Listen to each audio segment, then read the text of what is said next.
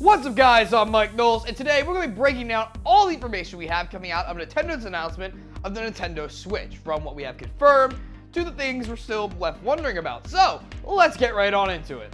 So let's start with the information that we do have confirmed from the release trailer and announcement. As theorized, this console is a hybrid of both a handheld and a traditional console. There's a docking station that runs the traditional console in which the mobile component sits in. When you're ready to take it on the go with you, you simply remove it from the docking station. The console features two controllers, a traditional controller, which by this trailer only shows it being used when the console is being used as a traditional console, and a secondary controller called the Joy-Con, which functions as both a traditional controller, but also as the controller for the mobile component. Simply connect the Joy-Con pieces to the mobile screen, and you're using it like a 3DS. You can also prop up the screen using its kickstand and remove the Joy-Con pieces, which will continue to function as if they were connected, like Wiimotes. They can even be utilized in multiplayer games, with each half of the pair serving as a single controller for each player. Finally, we also get to see that Nintendo will apparently be switching to a full SD card system for all their physical games by the looks of it in the trailer, and a list of publishers who are already working on games for the console. And of course, it'll be releasing in March of this spring. So now on to the things that we're still left kind of scratching our heads about or theorizing about. One of the big things is whether or not Nintendo will be moving completely away from motion controls. While we can see the Joy-Cons working independently of a physical system like Wiimotes, we never actually see any motion controls. Though Nintendo has stated there will be Joy-Con Pros being released, which, given how they named their Wii peripherals, it could mean that these are motion controls also? We'll just have to wait to find out, I guess, but it is an important thing to know about where their plan is for their games. Additionally, there's been the question of battery life. Aside from the price, this is what Nintendo's been most hush-hush about since making the announcement.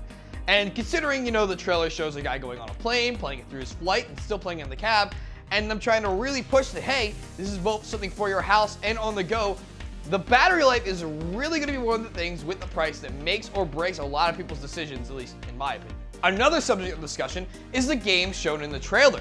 While some are familiar, like Mario Kart, which we will likely see a re-release on Switch if not a new one, there are two standout games that raise questions. First is the footage we see of Splatoon.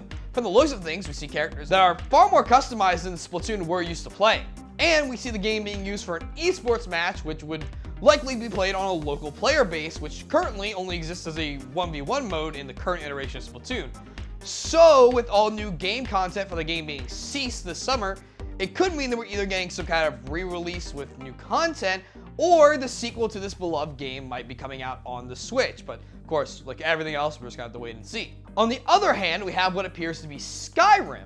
Fans of the ever-successful RPG can easily recognize it at an instant, but when contacting for a direct confirmation about it, Bethesda responded with this statement. While we are not confirming any specific titles at this time, we are pleased to announce our partnership with Nintendo in support of the Switch. Over the years, Bethesda has been one of the holdout companies to not do basically anything of note with Nintendo, so them getting on board is important, but bringing Skyrim, one of the most successful games, could really push it. All the other publishers on that list have been very hush-hush about what titles will be hitting the Switch from them. Finally, it's important to ask the question, what about the 3DS?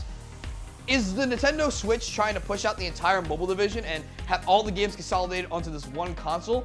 Or will they continue to develop for the 3DS separately in tune with the Switch? I know a lot of consumers who have the 3DS, it's their biggest worry, like, should I buy a new Pokemon game? Is it just gonna come to the Switch? It's a very awkward thing, especially because they're pushing new grounds with this traditional/mobile hybrid console, but like a lot of things, unfortunately, I'm kind of like a record here. We're gonna have to just wait and see. But what do you guys think? What gets you really excited about the Switch, and what are important things that we don't know yet that you guys need to know before you decide if you're gonna buy this console? Let us know in the comment section down below.